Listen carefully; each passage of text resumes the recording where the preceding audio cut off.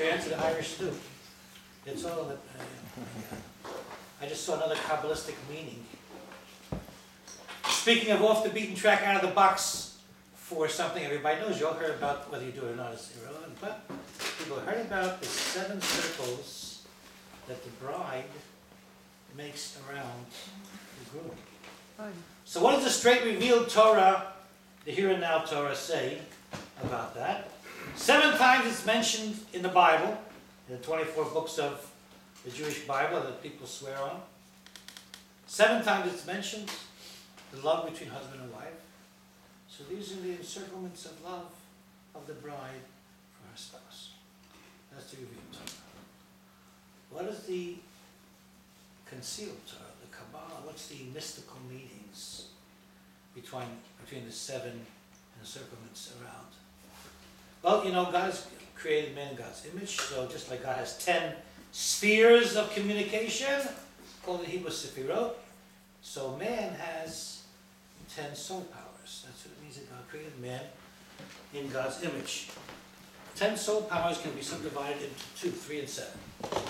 3 cognitive powers, seichel, intellect, and 7 emotions. 2 primary emotions, love and giving and restraining, withholding, chesed and gevura, and 5 offshoots of those two primary emotions. Yeah, a lot of information, but there's a punchline there. But you gotta, after, when you're pushing 70, you're suffering from a mental malady called short-term memory loss. So, there's 3 things a person over 65 forgets. The first thing is, he told this joke last week. The first thing, where he parked the car.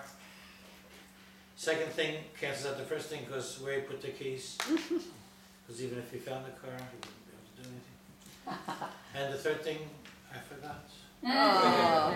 So, but, what were we talking about? The 7. 7, right, 7 and the 3.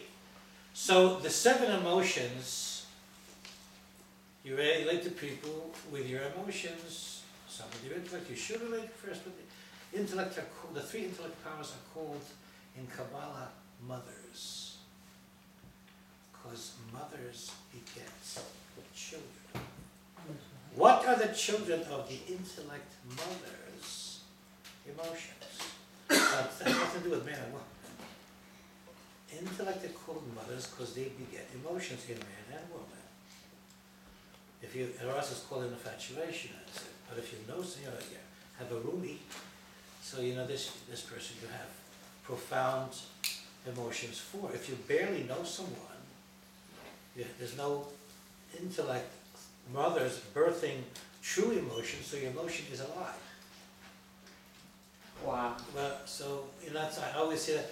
Let's say we have always a party 2 to 5 every December 25th. It's called not a Christmas party, a singles party thing. This is not a singles thing. This is trying to do the moves like the sign says. But so we have this. This guy says to me, "I met the Schwartzie. I met the woman of my dreams. I want you to marry me." I said, "It's only been 3 hours, dude. I mean, how long you talked to her from 2 to 5?" No, we didn't talk. You met the woman that you're going to marry, and you didn't speak to her. You never seen her before. Okay.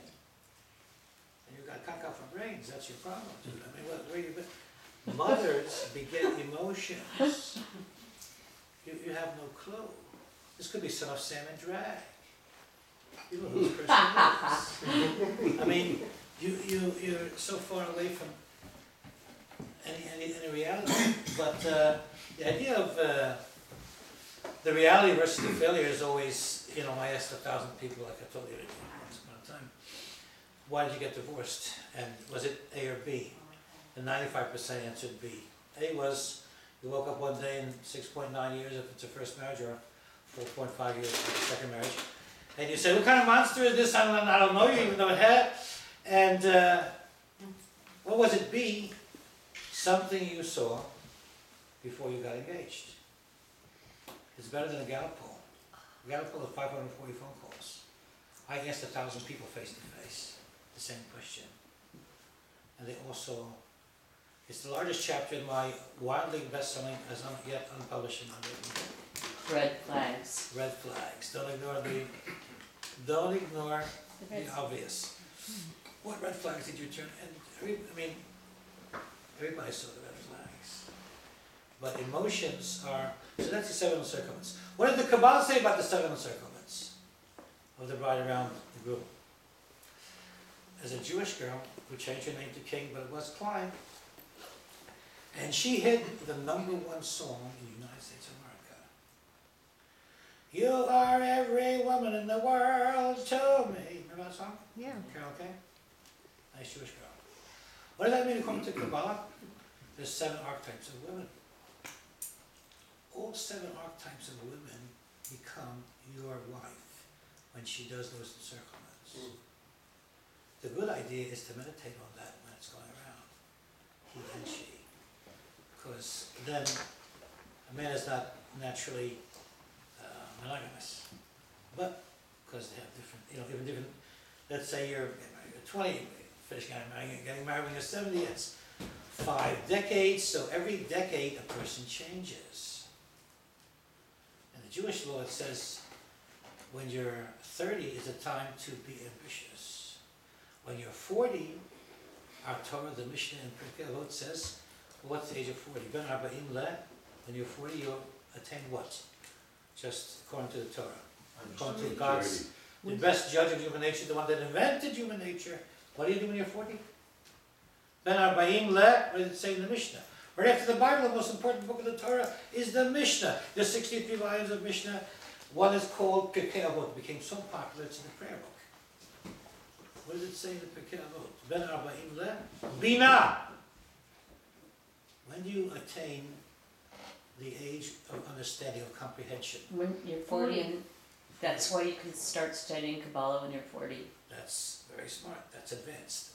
Well, before we get to the advanced Kabbalah, the Jews saw that big movie, I am the Lord thy God, with the whole thing in the desert. It took them 40 years to process that until they were allowed to go into the Holy Land, the Promised Land, the land that's God's palace, the land that instantaneously you retain a God consciousness just by walking into Israel. You don't even have to kiss the ground, just put your feet on the ground of Israel, on the Holy Land. What does Kabbalah say about Israel? There's an elevation of worlds. That in the weekdays, here in America, Sunday through Friday in Israel is like Shabbos outside of the land of Israel. So here on Shabbat, you get an extra soul. That means Sunday through Friday in Israel, you already have an extra soul. It's Shabbos in Israel from Sunday through Friday.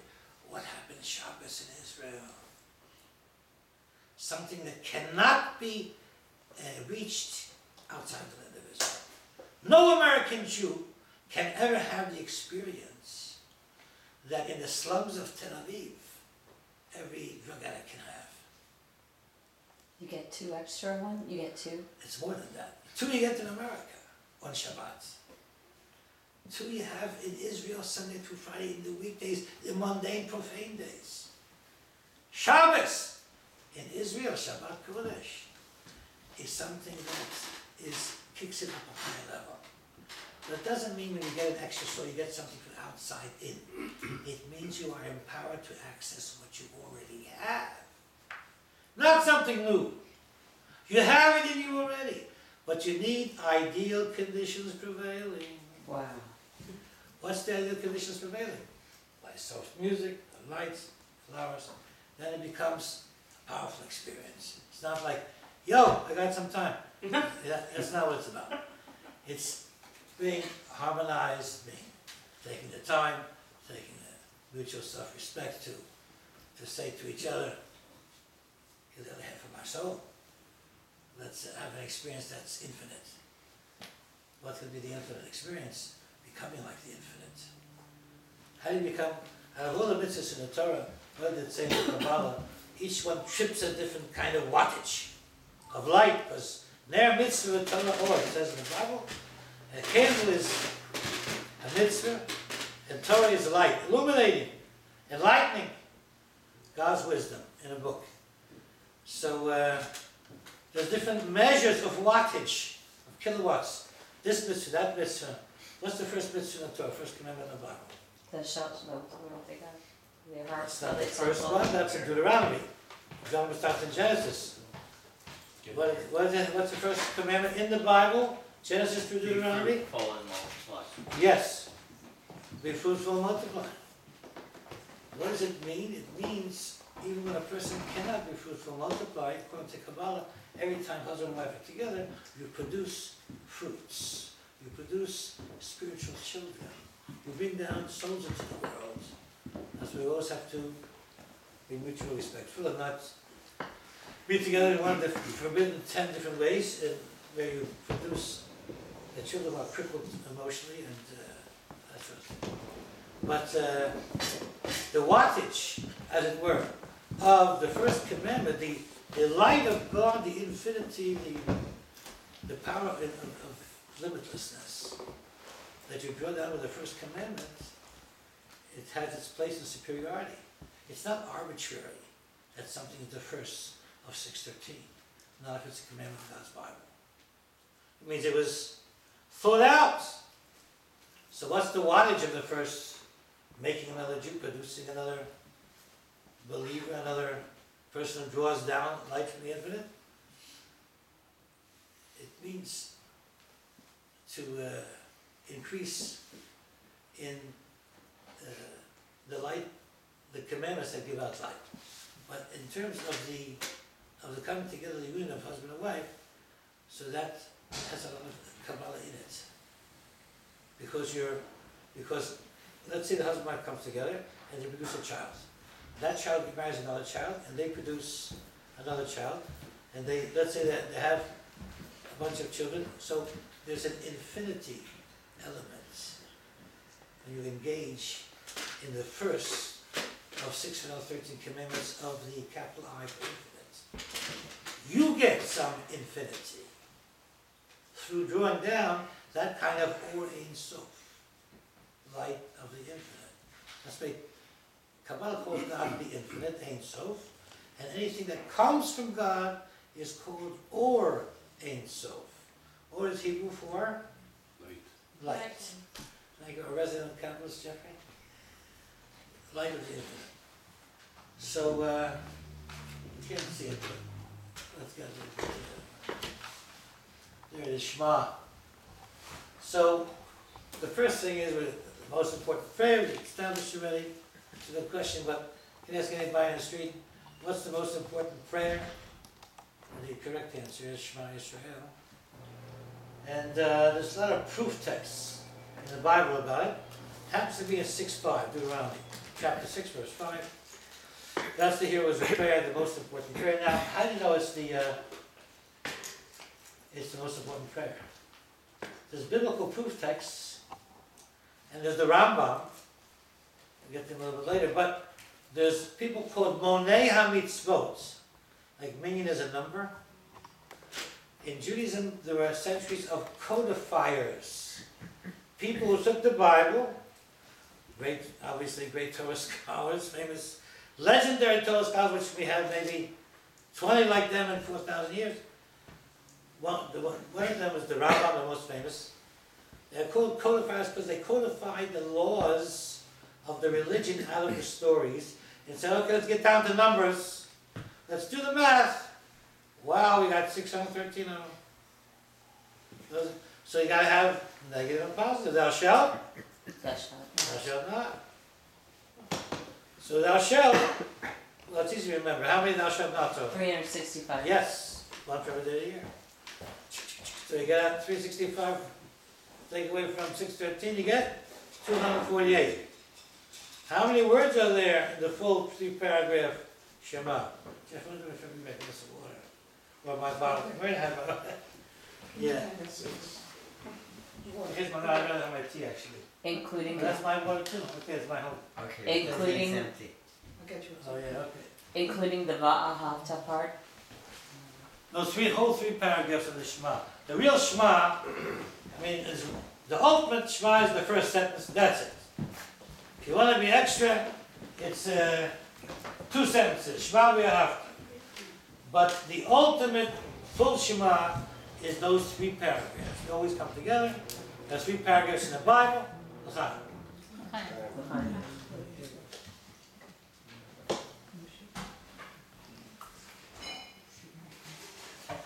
But the Shema itself is chapter 6, verse 5, Deuteronomy.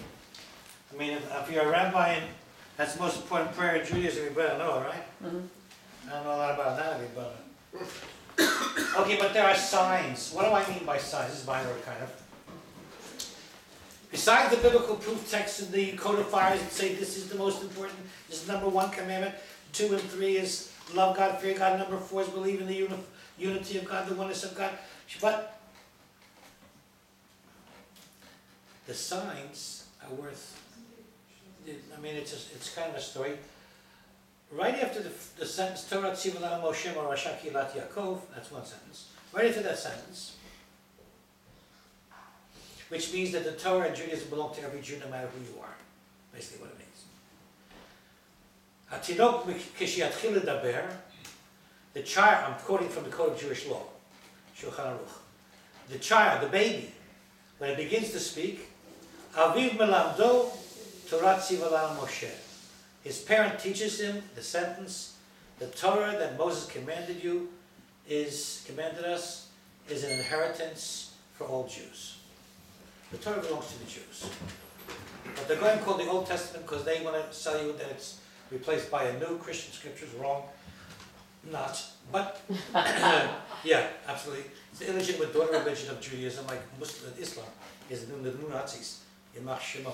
But the idea of signs means things that you observe if you live a slice of life. If you're a rabbi and a chaplain, you get to do hospice. 2 weeks, a month, week, you see people die. Hospice nurses, no matter what religion, are very spiritual, religious people.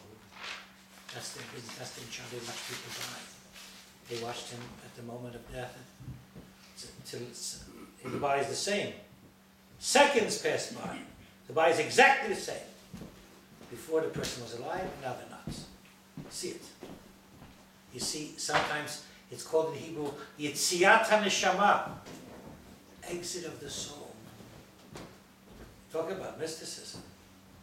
That's anything, if it's anything, it's otherworldly, not this worldly. You see, the person that you're communicating with. So, the first really prayer you teach your child, when the child becomes talking 2-3 years old, is Shema Yisrael Adonai Eloheinu Adonai Echad. And our tradition says, if you see the angel of death coming, and it's coming to you, and in the last sentence you say, on this earth, in your lifetime, it's also Shema Yisrael. Let's see.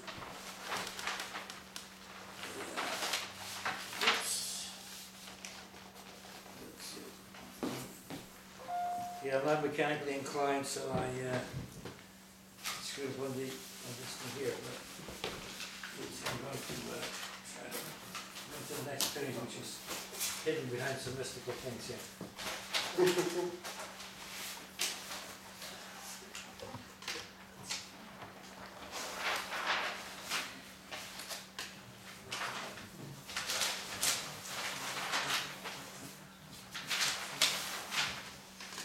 Yeah.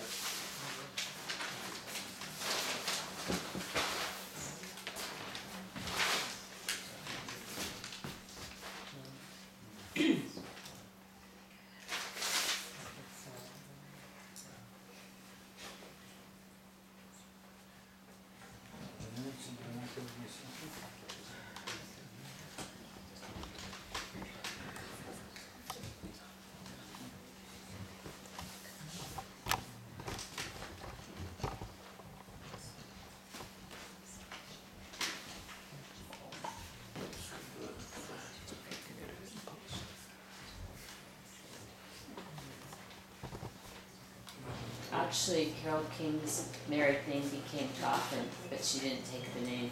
It's Right. Coffin. I actually met him a few times. I put some on him. Oh, really? Yeah. She's amazing. No, doesn't quite happen. Everybody pray. That must have done. I think you changed your name to Harold King Klein. Huh? I think you changed your name to Harold King. Harold King Klein. Oh, yeah? Oh, really? Yeah. That's what she's. When I saw her last year, all her program, the program and everything said King. You know, I wanna get a little, I wanna continue. So, let's go back here. Yeah. What is the, some of the, so that, why did I start to tell you a story about the hospice nurses, myself, and et cetera, about the reality of the soul. So just personal experiences from Sam and Cy for the reality of the soul. With some friends, it's 12:30, past midnight, and we're laying on the rug in my house, and that time was, before the cell phones, was the phone machine with the message machine. So it's turned up. I'd like to hear is calling me 12:30 at night. Hi, we got your name from the yellow pages, Rabbi. My grandfather they've been in hospice for 2 weeks in his home hospice, and he's breathing his last, and we need a rabbi to do the last rites. So I pick up the phone immediately. So because even from those two sentences, you get a whole lot of the story. I mean, if your business is people, mostly Jewish people, you care about them. So they got the name of the rabbi, that'd be me, from the yellow pages. You don't know a rabbi? You don't belong to a temple? You don't go to, nothing. They got me from the yellow pages. That means they're not involved. I got that. And the grandfather's breathing his last, and they need a rabbi to perform last rites. That's a Christian term. I love it. Yeah. Okay. So something's going on, and we live. Hello, yeah. Hi, this is Christina. I'm a granddaughter of Sam. Christina, okay, we go on hot on the trail now. Right. There's got to be a Jew in there somewhere. Catholic name. I'm going to look for a Jew in there. Well, we got some. Yeah, we live in Culver City, the wrong side of Culver City. Jews don't live there. Okay, we're hot on the trail. There's a Jew somewhere among the guy lost, and he's on his way to heaven. Sam the Jew. So I go over there. He lives. I live in Mar Vista. He lives 5 minutes away. I go. They got another thing right away. It's Goytown, USA. What's in the driveway? A camper. Jews don't do that. Okay, there's no rope service. There's a big, large camper, very serious campers here in the driveway. So I knock on the door. I see 11 faces. There's no Jewish people there. Under my keeper, I have little antennae. I can tell. 20 years on campus, UCLA. Judar. I used to do the 85 and 85 Little Sisters and Freddy Frat Rats. We used to do like 10 or 11 an hour. I only missed 0.5 Armenians and Italians.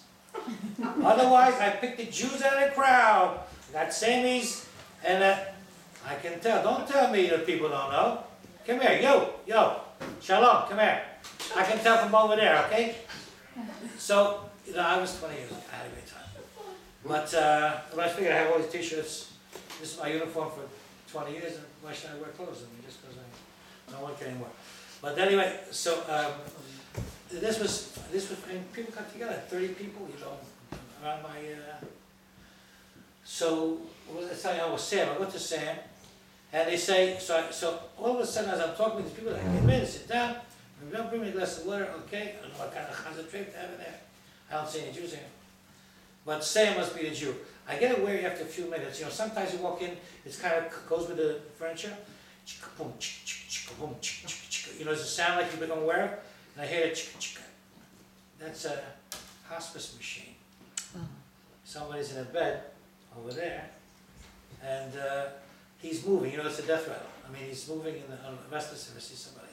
Hospice die, so they're like constantly moving, and even though they're not conscious, they hadn't spoken. Told me hadn't spoken for two weeks. He hasn't responded. There's no, whatever they do, he's not. He just, his eyes are closed and he's not responsive, and he's just there. But there's a machine, so you hooked up the machine, So after a while I hear that. So I said, okay. So I say, I want to say a prayer for Sam. Sam's from Chicago. He was bar mitzvahed, and he's 84. 10 years ago, when they're the same age, celebrated an anniversary. The older woman who was not Jewish. He's married to Sam for 50 years, and he never went to temple or anything like that. And even Yom Kippur, I said, no, never. So I say, I need to make a prayer. He's over here. And I say, what's his Jewish name? Nobody knows. It's Sam. I want to make a prayer. Man is going to heaven. I want to say a prayer. And he's so far away from his roots. His Jewish soul is now crying out. And so another woman comes up, a younger person in the 30s, and she says, hi, my name is Eileen. I'm the great niece, and I come once a year to visit him, and my mother told me I should call him Uncle Shimon. I got a name, Shimon. It's one of Jacob's 12 sons, his name is Shimon. So I say, okay, but now I'm going to have to make, I need his father's Jewish name. There's 11 goyim staring me in the face. They don't know, the father. Shimon ben Sheheva. So I say, okay, I have a, from heaven, I got a thought. What's the father's slave name? What's his Goyish name? What's his American name? What's his Government name. Government name. Say, people call him Joseph. Oh, what a name. Shimon ben Yosef. That's the name. So I'll go over and I said, okay, listen, I'm going to do a few Jewish prayers. If you want, come with me. So I go into they have a hospital bed, so I make the thing like this. So I get in his face, I did this before, I was stroke patients, you got to get in their face because they can't move their head. But you get in their face, and you can get sometimes some eye contact, you can see from the facial, what happened, working years in the hospital. So I put the thing down, and I get in his face. He's constantly moving, but first I dress and I say, I'm going to talk really loudly, because the soul is in there, but I got to get his attention. So I say, Shimon! I give a real, my father was a cantor, his father was a cantor, my mother's father was a cantor. I cannot live and I have two sons who pretend. So I say, Shimon ben Yosef, Shimon son of Yosef. We're going to say that prayer together, the Shema prayer. I say, literally. So I turn around, 11 pairs of eyes are staring me right in the face, right here on top of me. And I say, okay, now I'm going to say a prayer very loudly. I'm going to sing it and chant in the traditional way, and it's going to be loud. And don't get scared, that's it. So I give a Shema, I give a Gesundte, I give a Yisrael, and I finish Echad, and Sam says, Baruch Shem Echad. Oh, man.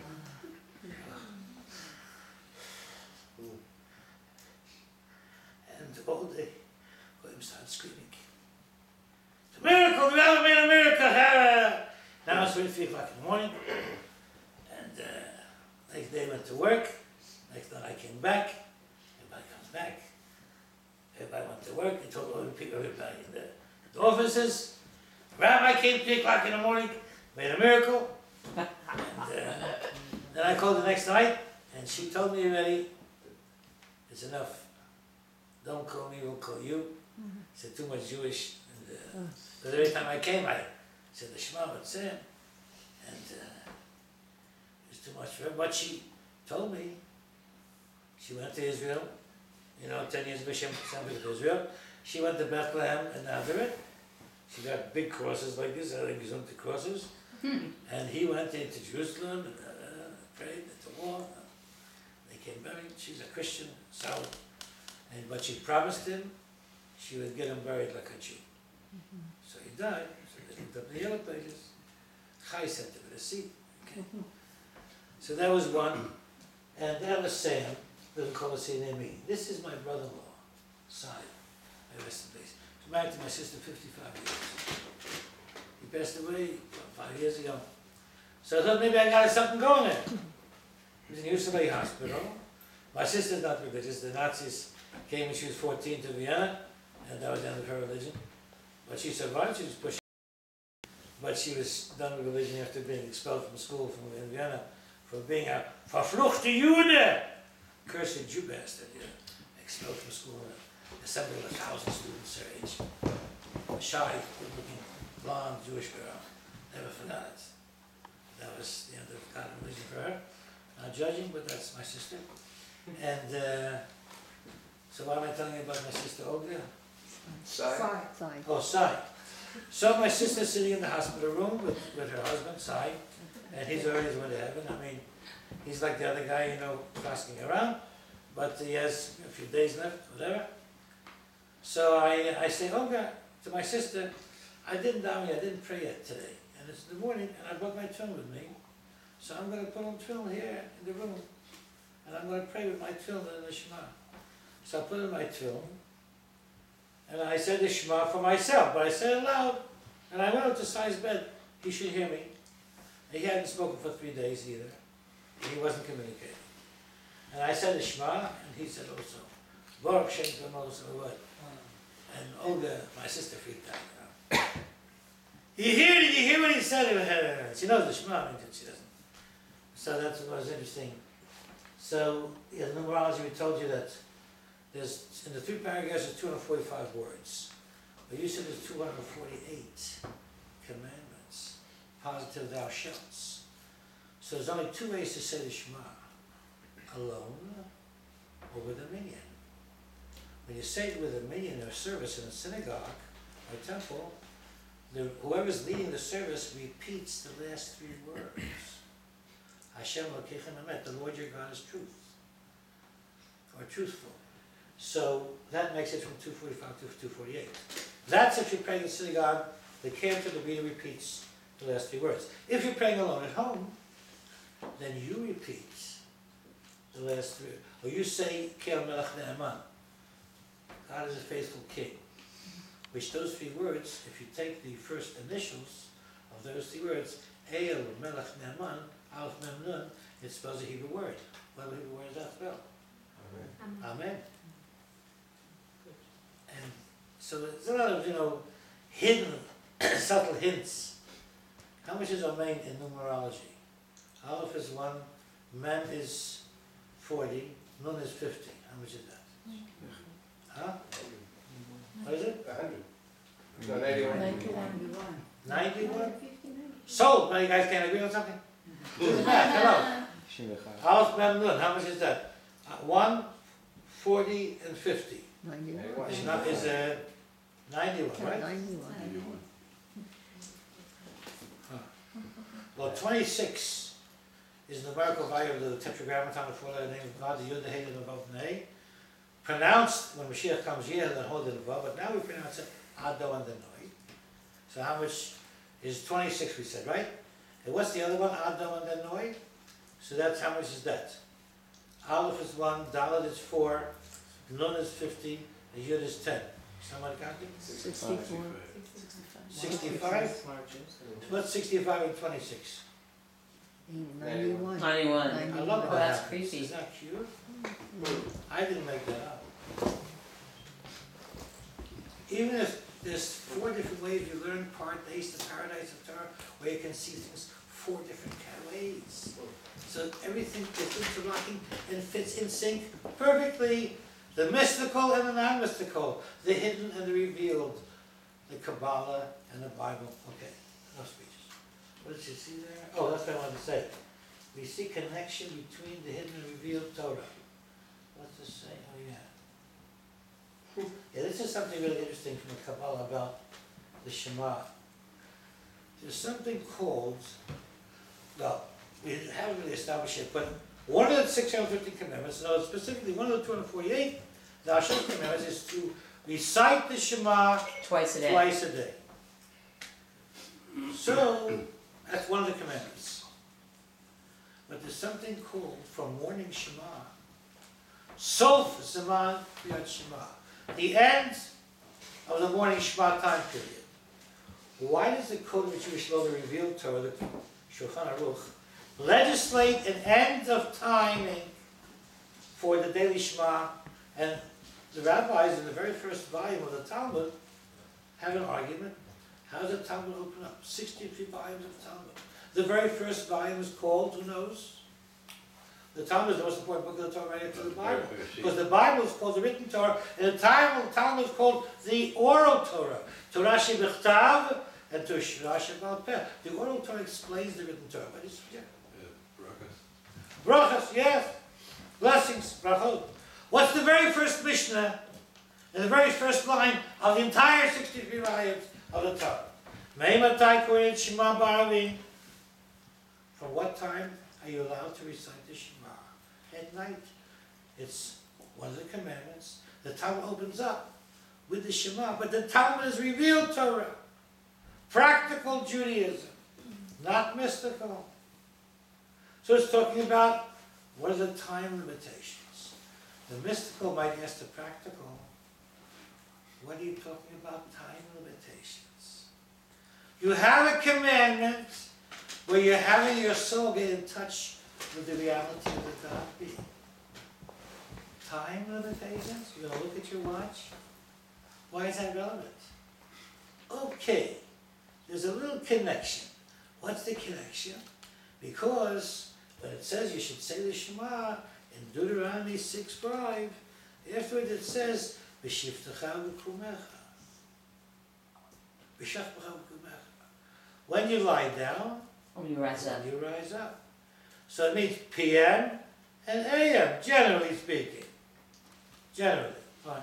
Go to the general.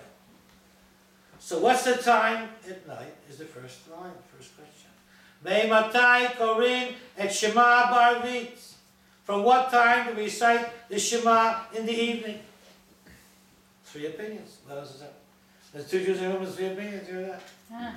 Jews never agree, but it's okay. When you lie down. Okay. People lie down at 10. People lie down at midnight. What's the final answer? What's your final answer? 72 minutes before sunrise is when the morning star comes out to tell you that in an hour and 12 minutes from now, the sun will rise. And that's an opportune time to say the Shema. Once upon a time, in former good days in Europe, and today even also it's come back, but in Europe for sure, there was big numbers of people that gathered in the synagogue so that their Shema would coincide with the shining of the sun. When thou risest up, at the very earliest, there's big, today at the Kotel, the Holy Wall in Jerusalem, you have a huge amount of people, hundreds of people, coming to recite the Shema at that time. Before that, you can't sun and rise yet. You can't. You start 10 minutes before, so you say the preliminaries, and then you get there. But what does it mean an auspicious, propitious, Eit Ratzon, time of favor? Ideal conditions prevailing connect the hidden and the revealed. The Shema is all about spirituality. Wow. It's about God. But even though the Shema is about God and spirituality, still, there is, what does it mean, the time part? Because there is our times, not all times are the same. Not all places are the same. This is a holy home, but it's a home, it's a residence, people live here. A synagogue is a place dedicated to worship of God. It's a makom kadosh, it's a holy place. It has certain rules and regulations. In the Code of Jewish Law, there's an entire chapter about the holiness and the sanctity of a synagogue, what you may do, what you may not do. And if you do something you ordinarily don't do in the synagogue, like eat, it's not a dining room, then you're supposed to put a cover, a mechitza, partition or something in front of the Holy Ark that houses the Torahs. It's a, at least you, so even then it's a multi-purpose tasking room, whatever. But it's a, you have Torahs in the Holy Ark there. It's not a place to sleep. If you need to sleep, so then tell us over the person. I mean, whatever. You try to go as far away as it says in the Code of Jewish Law. In that chapter, try to go as far away from the Ark as possible. Okay, yeah? So we say, so anyway, this idea, oh, here it is. This is the Kabbalistic thing. Zaman mochim de gadlut. We have one commandment that says you're supposed to recite the Shema twice daily. That commandment is regulated by the Code of Jewish Law, Shulchan Aruch, as to time constraints. That's loosely connected to when thou risest up and when thou liest down. But what about when you lie Let down? me just finish the What story. time? Yeah. The Kabbalah says, this is the punchline. Why is it that time? let's say in the morning till 9:30, at night until from 72 minutes after the sun sets until 72 minutes before the sun rises. That's the real Torah. What does the Kabbalah say about those time constraints? It's Kabbalah, spirituality. What does it have to do with limitation? It's written by the unlimited, the infinite, the limitless. Got the question? What does Kabbalah say about it? It says it's a time of Mochim de Gadlut. What's Moach mean? Brain. Brain. What's Gadol mean? Big. Big. It's a time called big brains. Until you're 20 years old, you have Mochim de Katlut. What's Katan mean? Small. Small, you're immature. Those kind of synonyms. Everybody's always here. Young and stupid. Hello? I tell my girls when they're 14, come when you're 17, okay? You're teenage girls, not really. But I have fun. I was on the living laboratory of child psychology, so you can just observe and see what that is. It's amazing. So, the recital of the Shema in the morning until 9:30 is a time, not just a time of favor above, but a time of your own intellectual maturity and emotional maturity. Meaning you have then Mochim de Gadlut. In English, it's in Marin English, what do you call big brains? Expanded consciousness. Wow. You're not necessarily thinking in the box anymore. You're not so limited.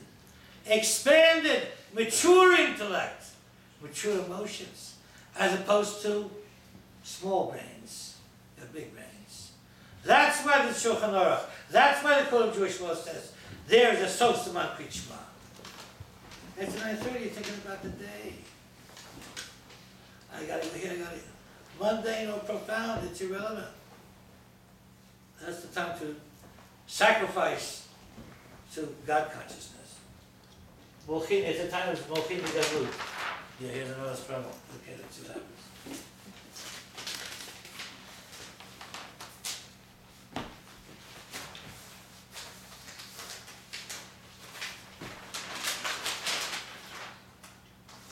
Yeah. All right. They're out of water, but at least I'll get it to stay here.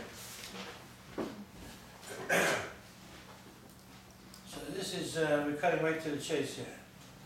That most important singular sentence. Well, in Joshua, right after the 5 books of Moses, in the 24 books of the written Bible, is the book of Joshua, Yehoshua.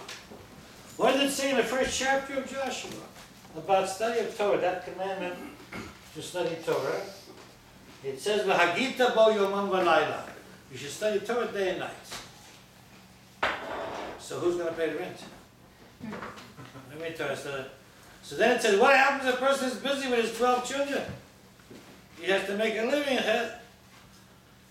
So then it says, well, that comes first. Providing for your families first, charity begins at home. However, what's the bare minimum? 1 sentence in the morning of Torah study and 1 sentence in the evening. Which sentence would that be? Shema. That's the most important prayer. How many words are there in that first sentence? 6. 3 of the 6 are the same word. God. There's not too much reading up in that verse.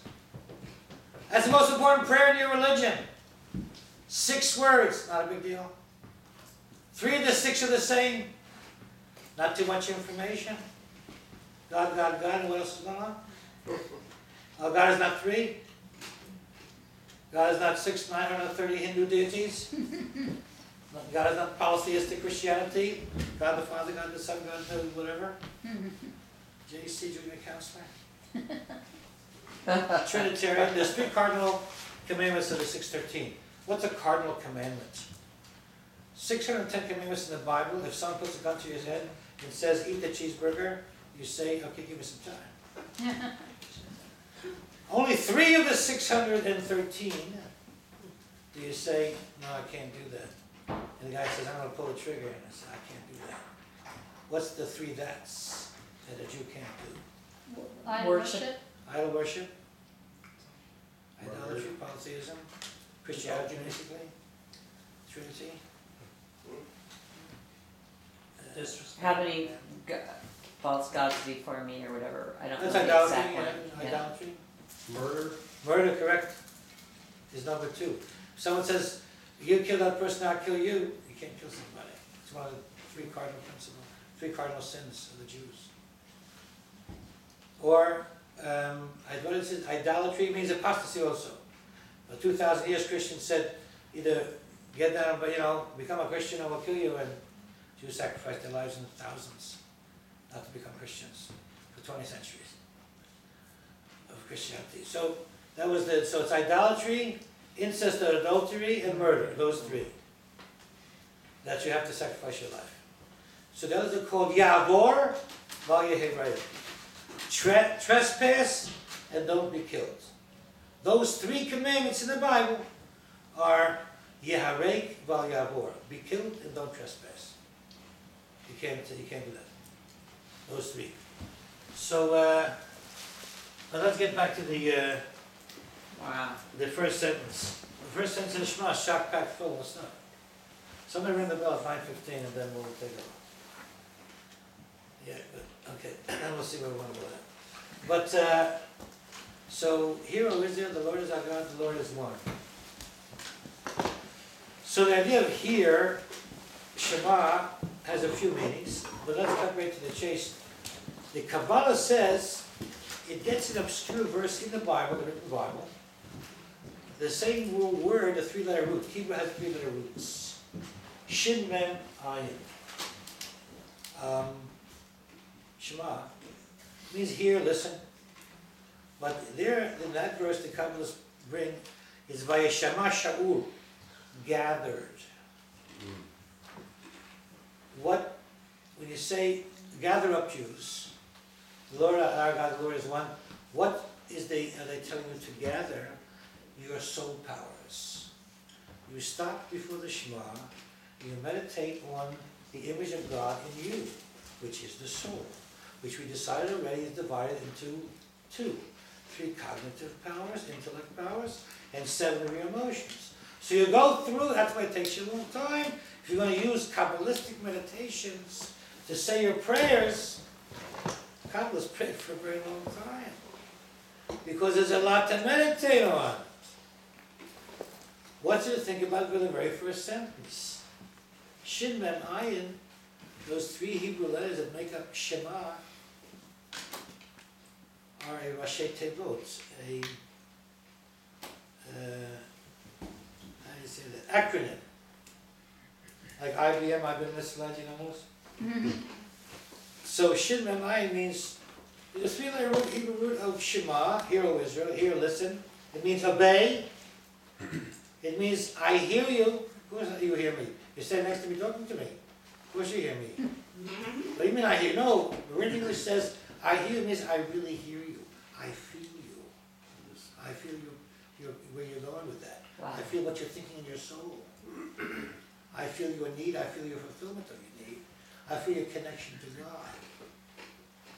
I feel your connection to your higher power. We're the same blood, the same soul, the same body. We are one Jewish family. I'm connected to you. Ahavat Yisrael means love your fellow as yourself. Leviticus 19:18. So we are one body. We love our. What does it mean?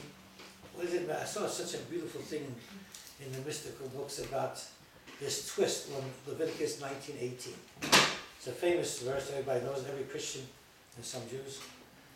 Thou shalt love thy neighbor as thyself. You ever hear that before? V'ahavta l'reacha kamocha. In the 3rd of 5 books of Moses, Vayikra, Leviticus, chapter 19, verse 18. Everyone knows that's impossible. The very first natural instincts.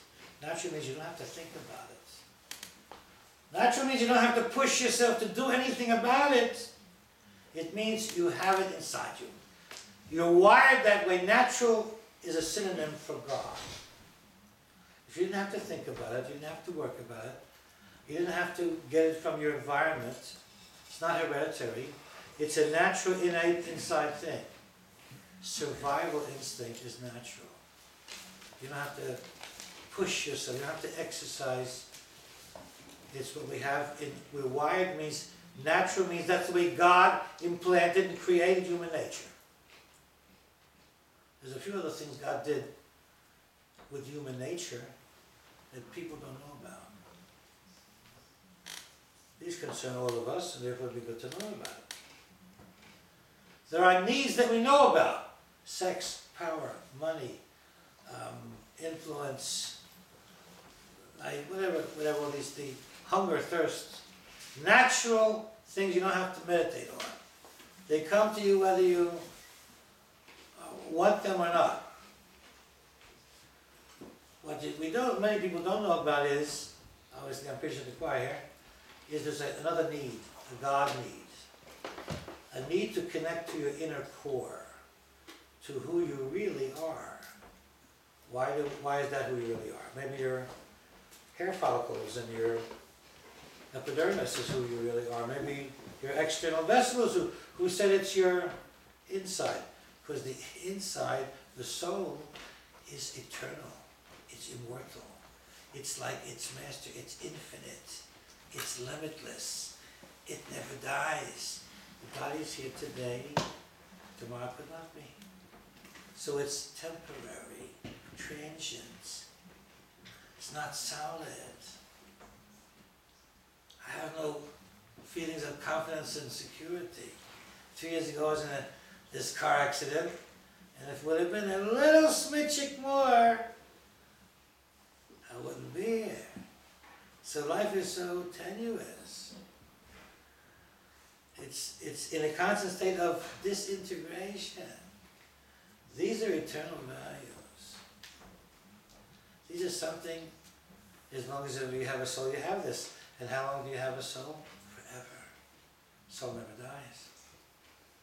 It's connected. It's even connected to a place where you go where the person's buried.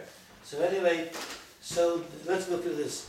So the first Shin Mem Ayin, also Shin Mem Ayin, there's a verse in the Bible that says, Su'u marom einechem, elevate yourself. Lift your eyes up to heaven. The Baal Shem Tov founded the Chassidic movement said, synagogue should have skylights. So you can look out at the heavens. The sky, the clouds, the stars. Elevate yourself. Shema, Sin Mem Ayin, is an acronym for the first 3 words of that verse in the Bible. Su'u marom einechem. Lift your eyes up to heaven. Wow. It all fits in a sync. Water? Okay, well that's all. Okay. Huh? So, again, hear, O Israel, the Lord is our God. The Lord is one. Everybody think about what I have to say 3 times? God's name? We try to avoid, thou shalt not take my name in vain. It's in the Decalogue, the 10 Commandments. Here in the most important line of Judaism, we say God 3 times. What about saying, Hear, O Israel, God is one? That's all she wrote. How about that? Does that impart the same meaning? If it does, you have an earth-shaking question. Extra words, not in the Torah, not in God's Bible. Extra words of God's name sounds sacrilegious. What are those 3 times God's name? What does it mean? What do you think about? Yes? I think it says the first commandment and the second commandment in one sentence. Again? You say the first commandment, this is the name of God, and the second commandment, there shall be no other, in one sentence. No, I'm not talking about the 10, I'm talking about Shema now. Yeah. You're talking about the 10 Commandments. Listen, Israel, this is God, and there is no other. Right, you can say that not in 6 words. Shema Yisrael, Hashem Echad, that's 4 words. No. And You're not saying that He's our God. You need to say. how is it as opposed to who is he not? Shema Yisrael Adonai. Like he's a Jewish God, not a Christian. I mean, his name is Vitz Balmerstein. I mean, that's it doesn't. God is God. He's not circumcised God. He's not a Jewish God whose suffix surname ends in I mean, what's the possessive? You say Hashem Elokeinu, Yeah. God, our God as opposed to, what is it, lima'et? What is it to exclude? You follow my Their sentence? God. Huh? Their God. Their God. Now we're getting somewhere. Name their God. We're among friends here. Ra. Huh? Ra. Ra. Bed? The sun god, the tree Oh, god. idolatry. I see what you're saying. Huh? Uh-huh. Which god? How about here our wisdom? God is one, and therefore it can't be the sun God, the moon God, the fire God, the fertility God, the... In other words, if you, in Talmudic logic, if you can get away with the same meaning with one word less, then that extra word comes to impart new information, other information. What's the Kabbalistic meditation when you say that line? Hero is the Lord God, the Lord is one. Heroism means gather all your soul powers. Hero, because we said the word here, Shema, also means finding by Shema, gathering. Gather all your soul powers, slowly go through them. 3 intellect powers, 7 emotions. 7 emotions being your primary emotions are love and are giving and withholding, chesed and gvura. That's the meditation. And if you're a Kabbalist, when you put on the 7 coils between your elbow and your wrist, and what do you think about what's that sentence? Hear, O Israel, the Lord, meaning God the Creator, that is our God possessive, not Jewish, but your personal individual God. Do you have a personal relationship with God? Well, I'm not sure I have a personal relationship. I think that God is good in man. God is a feeling. God is a nature. God is a sunset. Hello, be specific. Don't give me blah, blah, blah. Be specific. You're specific with what you eat. Be specific about your theological beliefs. Or else it's not going to have any meaning. It's not going to motivate you. It's not going to inspire you. If God is a blah. If God is a feeling. If God is spirituality. This is a personal relationship in I-thou. Hear, O Israel, listen up, Jews. Hashem, God, the creator of the universe. Elokeinu, that's my personal God. Kochacha v'chayutacha, your power and your life vitality. Very briefly, there's 5 parts to God. 5 parts to your soul, the human soul. The first part is nefesh, which is that part of the soul of God, the spark of God, that animates you, that makes you alive. So the meditation is become aware, develop a God consciousness, Shema, Hear, O Israel, Jewish people, that God the Creator, that is my personal God, the God that animates me, that gives me my strength, my power, and my life, animating vitality. Hashem, they're the same God. The Lord our God, the Lord is one. Those 2 God aspects, levels of godliness, the God that is the creator of all, the infinite, and the God that is my soul, that is my personal, has my name on it.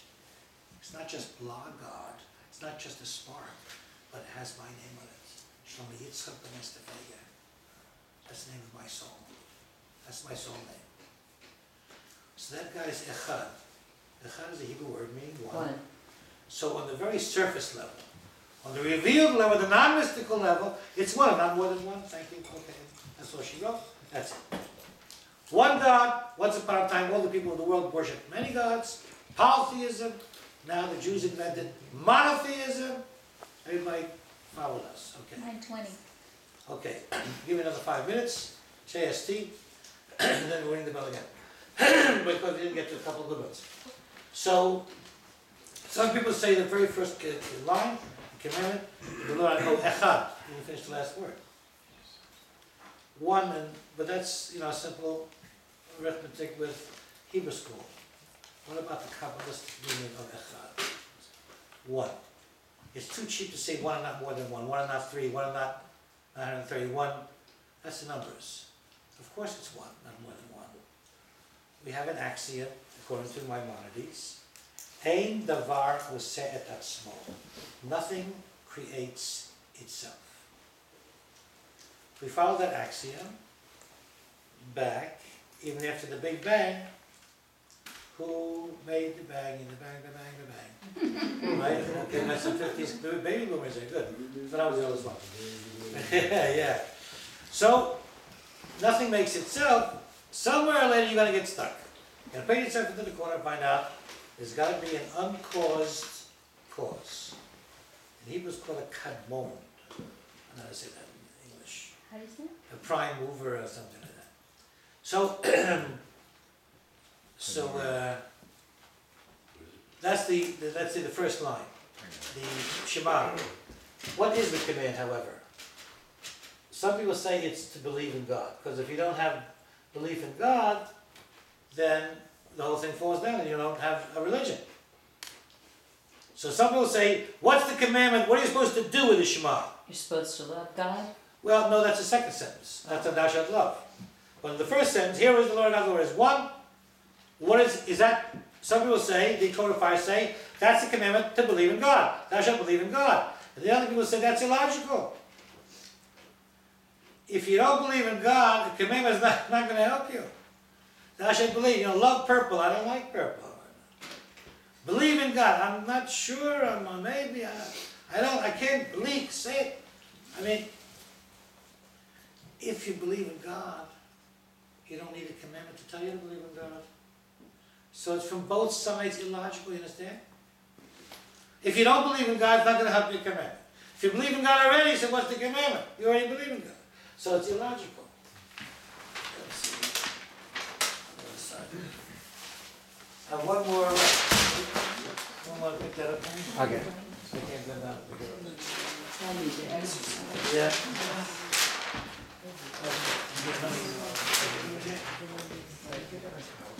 One more quick.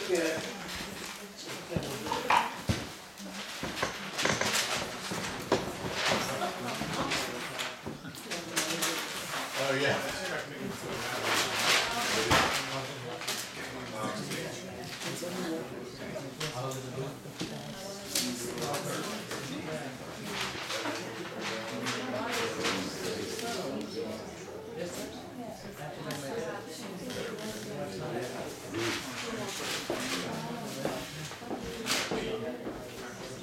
No, we're actually not going to get to the second sentence, but just for this still, what is the meditation? During the, we're going to finish up with the first sentence, and maybe we'll make the, in 2 weeks from this, from today. So 1 week from today is the 2 week Shvat Seder. The mystical say that the mystics invented of Tzfat, the Arizal students. And 2 weeks from tonight is my class again. And I think for that we'll do the second sentence. So we can get to it. Hey, what is the meditation of the first sentence? It's give yourself over to a higher power. Subservience. What's the general meditation? It's called the Shavet HaLev HaMoach. To make your heart and your brain subservient to your higher power. In simple language, is give yourself over to a power higher than yourself when God is your understanding. This is the first sentence of the Shema. That's what it wants from you. There's good news, however. There are 2 meditations, I'm going to finish with this, that you can think about. When you meditate on these 2 things, it's easier to arouse the love when it says thou shalt love. The first sentence makes it possible for the second sentence. The first sentence talks about the unity of God. The second sentence asks you to love God. How can you arouse inside you that emotion, that primary emotion of love? Yes, it's your soul, it's a spark of God, however, it's unconscious and subconscious, not in your revealed conscious mind, in your psyche. It's in the depth of your soul. How can you access it? So there's certain things, the Shema does that. When you say the Shema, that's a person has a double level of consciousness. We did this last week, 2 weeks ago, and we said there's not one soul, there's 2 souls. Your animal soul, your natural soul, and your divine soul, your holy soul. So when you're saying the Shema, guess what happens to your animal soul? It goes to sleep. Wow. It's got nothing to do. it's powerless. It has no control over you. You're not listening. You're saying the Shema Yisrael. When the animal soul hears you, divine soul, bursting out, not let's say loudly, but as an expression of your soul, saying the Shema. I was fortunate enough to hear a Hasidic Rabbi, a survivor from the Holocaust, say the Shema every morning in Schwartzie. It was a very powerful experience. He was an old man, survivor from concentration camp, Hasidic Rabbi, generations of mystics. It took him a long time. He didn't have a large following, because it took him an hour and 15 minutes. It takes other people 25 minutes to say the morning prayers. But this old man was beautiful to watch, to experience in the city of Mr. Kabbalah. He said Nishma. But, so the Kabbalistic Nova, new information is that anybody of the seed, of the DNA, of the patriarchs and the matriarchs, has in their soul a little smitchik, and you can push the button. It's called in Hebrew Ahava Mesuteret. So it's easier because you have it inside you. Ahava means what? Love. What's Mesuteret? Hidden. Hidden love. It's mustar. How can you access the hidden love? Which is the button? Shema is the button. When you say the Shema, your animal soul, when only is the one asleep, pushes the button of hidden love to become revealed love. And the next time I'm going to study is all about love of God in the second sentence. Thou shalt love the Lord thy God, and how the button works and how it can arouse the love in you, because it's a religious experience. Sometimes you can say the words and it's like eating styrofoam. It's not happening. It's like, this was great. What's your name again? I mean, whatever, you know. So, okay, thanks for listening, Next everybody. question over here. Question, okay. Let's take a quick 5-minute break and then come back for Q&A. Anybody who's left? Not for both Why does the wife have to go 7 times around the husband or the groom 7 days a week. Shiva to Yom prove that she loves him, and he doesn't have to go 7 times around her? Again, it's not about proving love. I didn't say that. If I didn't, I didn't mean it. It's the 7 archetypes of women that there are in the world. What was the question? The question is that it was misinterpreted. Someone thought I said that the woman goes around the man 7 times to prove her love to him. I never said that. And I don't know why I would say that. It doesn't make any sense whatsoever. And that's not what it says in the Jewish religion. Again, I'll repeat what I said before. That there are 7 archetypes of women. There's the queen, the princess, the sister, the mother. There's the courtesan, the whatever, and the virgin, the innocent, the angel, pick your 7. So there's 7 archetypes of women, and I said that a man is not naturally monogamous, and I said that there are 7 archetypes of women. So underneath the chuppah, when she goes around him in encirclements, they're underneath the chuppah together. The chuppah is the second and higher of the 2 lights that come from the light of the infinite. There's 2 kinds of lights: permeating lights and encompassing lights. Encompassing light means it's a higher light than the permeating light. What's the proof of the 2 lights, A and B? So Vev Kol Almin, encirclement of light, encompassing light, surrounding light, is a higher light from the light of the infinite than Mimale Kol Almin, the permeating immanent light.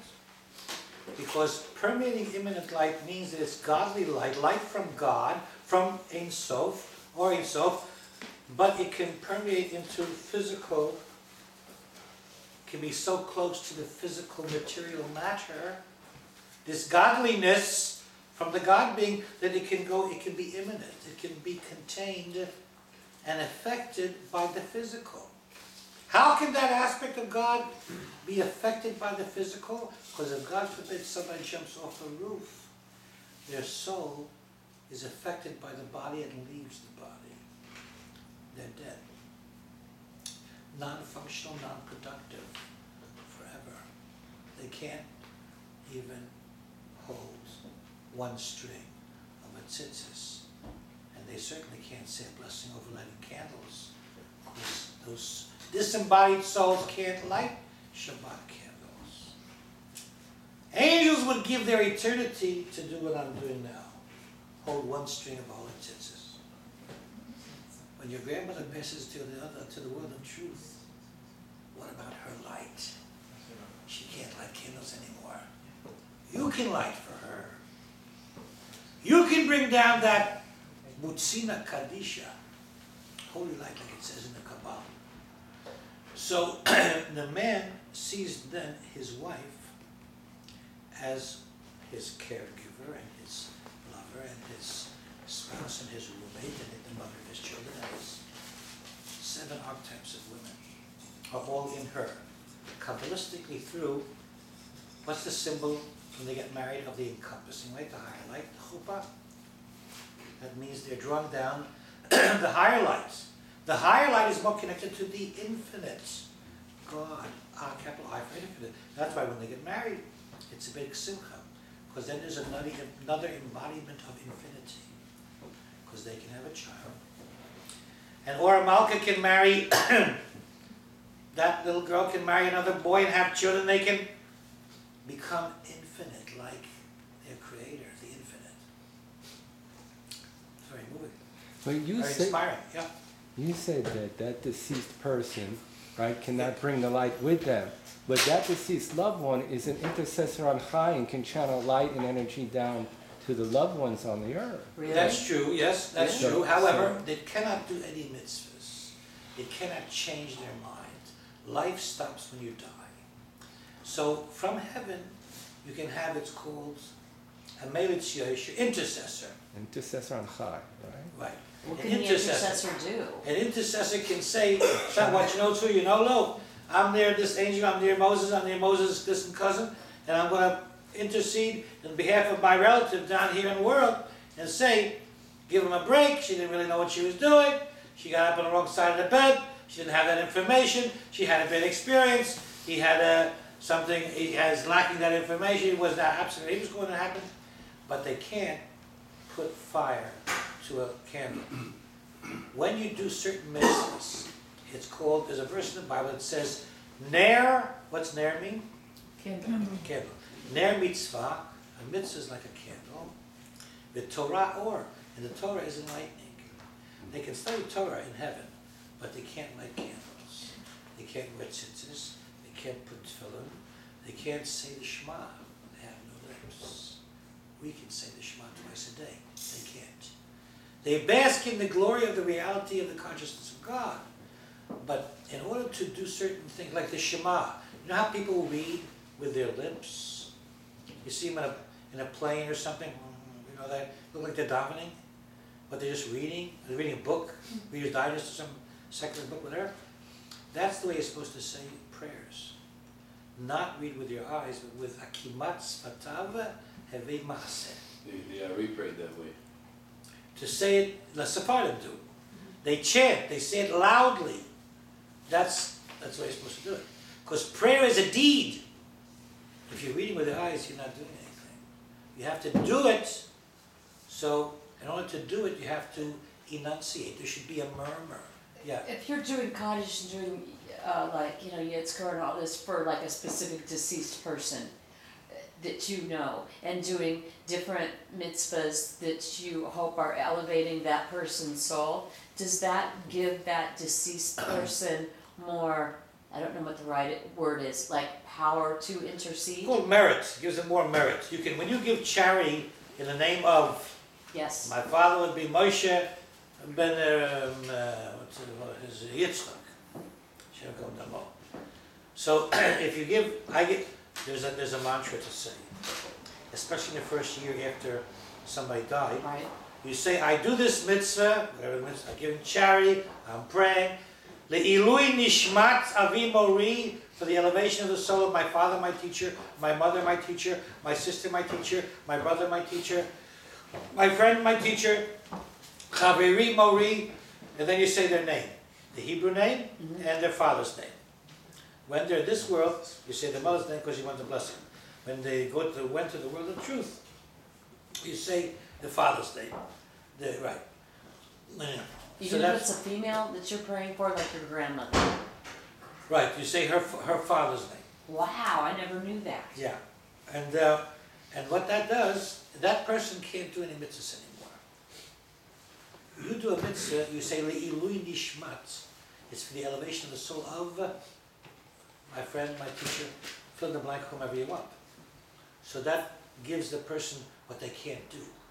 You do something for someone else that they cannot do. Like I can't pick up something from the floor, and I didn't bring my reacher. So if something falls, you pick it up for me. But they're talking about people whose souls are in heaven. What are you saying? What do you mean about, what do you really mean when you say elevation? That in heaven there's 4 worlds. Well, in the world there's 4 worlds. There's from the Ein Sof, the infinite God, the Godhead, to concrete matter. There's 4 levels of consciousness, 4 steps of awareness. You can't go from infinity and limitlessness to tangible matter. It takes 4 steps. Those 4 worlds are called Atzilut, Bria, Yetzira, Asiya. In English, it would be in descending order from the highest world to the lowest, our world. Our world, we're number 4. That's why we got to try harder. So it's emanation, creation, formation, and action. Emanation? Emanation is the closest world to God. Means because emanate, it's not something new. It just emanates. Before it was here, and then it's here, like thought and speech. My speech is nothing new. I thought about it before I said it. So in the head, it's a thought. Then it becomes revealed from hidden or concealed. So that's emanation. It emanates from here to there. So it's Atzilut, Bria, Yetzira, Asiya, emanation, creation, formation, and deed. Deed is the furthest removed. This world, the last world, is the world of deed, which is the most significant world of all 4. What would you think? Asiya. The heart. Number 4. Because you can still do the mitzvahs. Yes, and in the order of creation, as it happened, was obviously in descending order. First there was only Ein Sof, God, the infinite.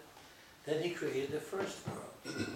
He only stopped after the 4th world, which is our world, which means we, this world, is the goal of creation. What's the proof?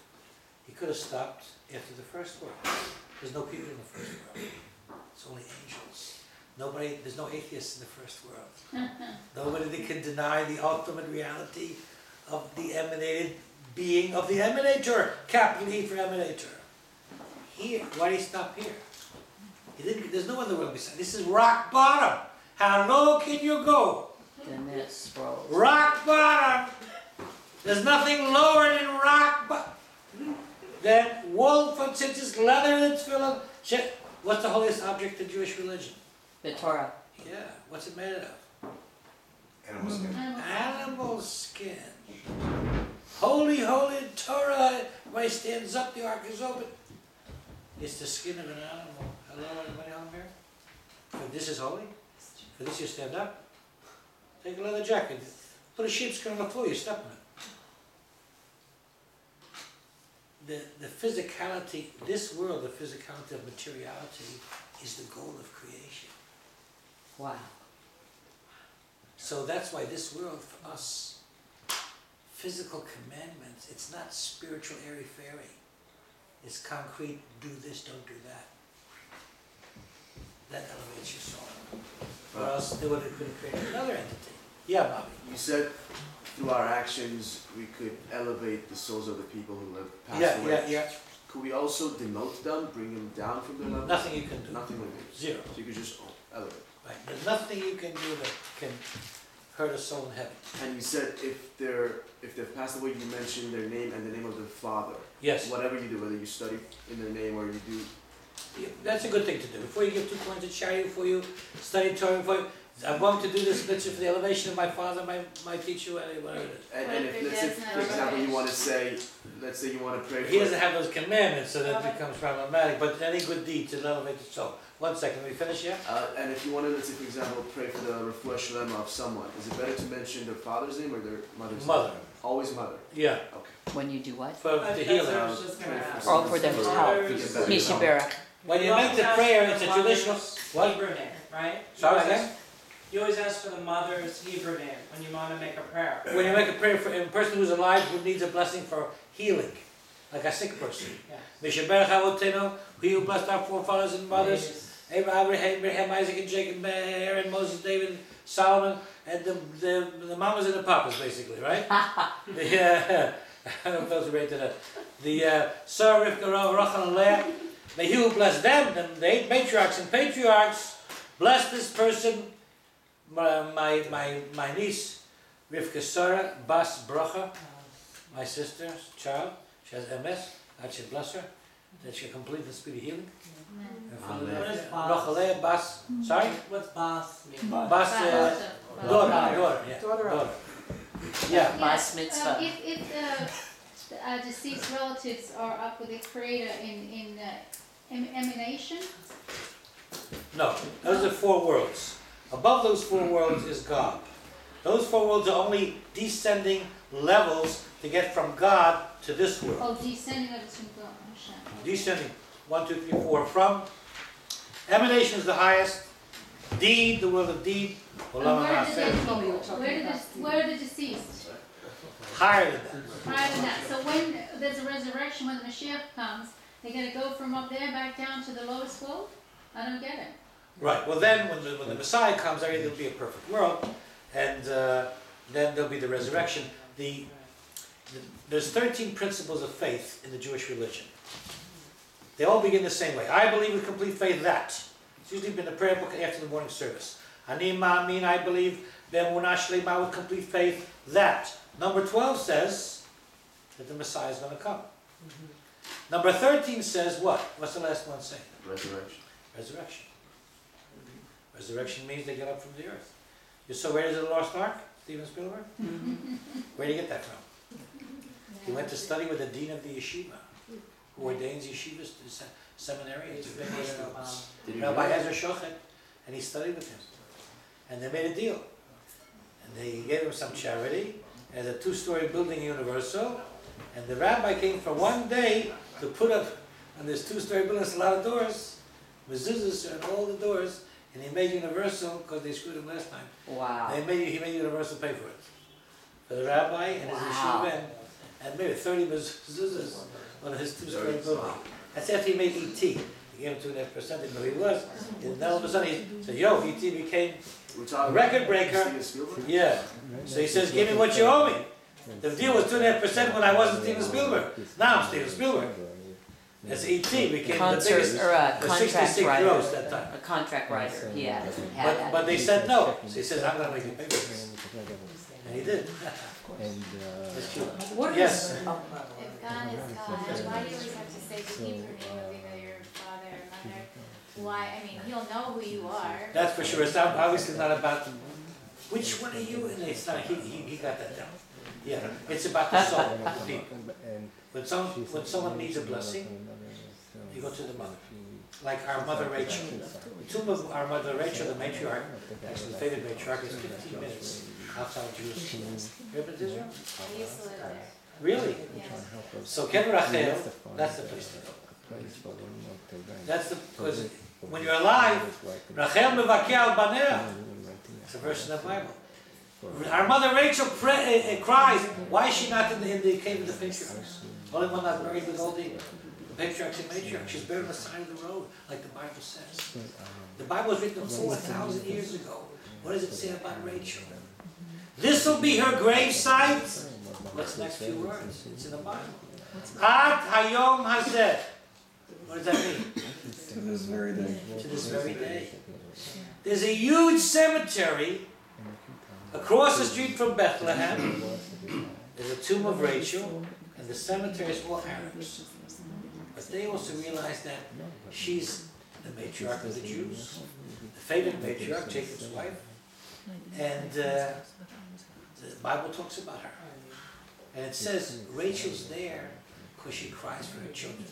When they took the Jews out of Israel after the destruction of the first temple, they passed by there.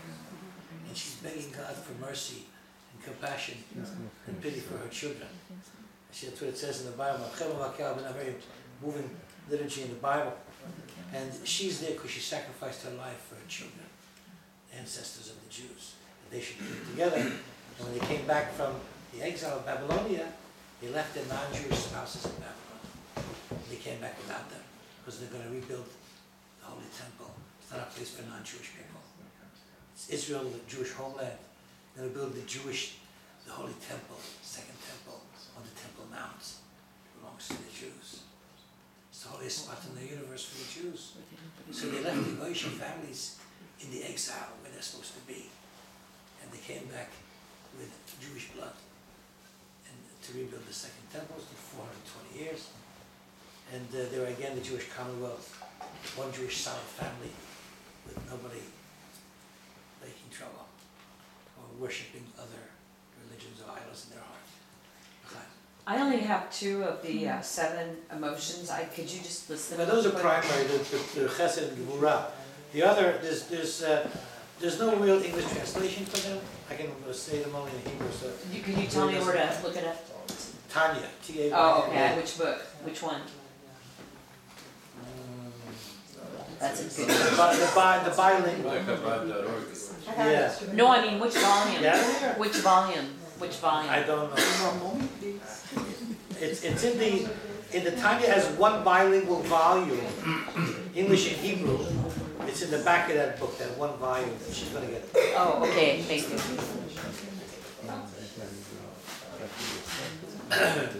Okay, I think we're the last 2 Q&A. L'chaim. Okay. So a week from tonight is 2 B'Shvat, and 2 weeks from tonight is something else. Oh, my class. It's your class, somewhere. Right. Well, we don't know. Oh, here, you have it. You know, but that doesn't have the book in it. No. That's what I'm talking about. It doesn't have the one in English and in Hebrew. That's English. That's. It is on Wikipedia too, right? It is the 7 emotions. What do I look it up as? Oh, but I'm talking about the 7 emotions. But it's Yeah. with the 7 Sefirot, right? 7. It's gonna mention. Oh, it will, the emotions. Yeah. Okay, thank you. Give you all 10, you get 3, and then the last 7. If it's not there, you know I'm gonna have to kill you. No, it isn't. We can go over.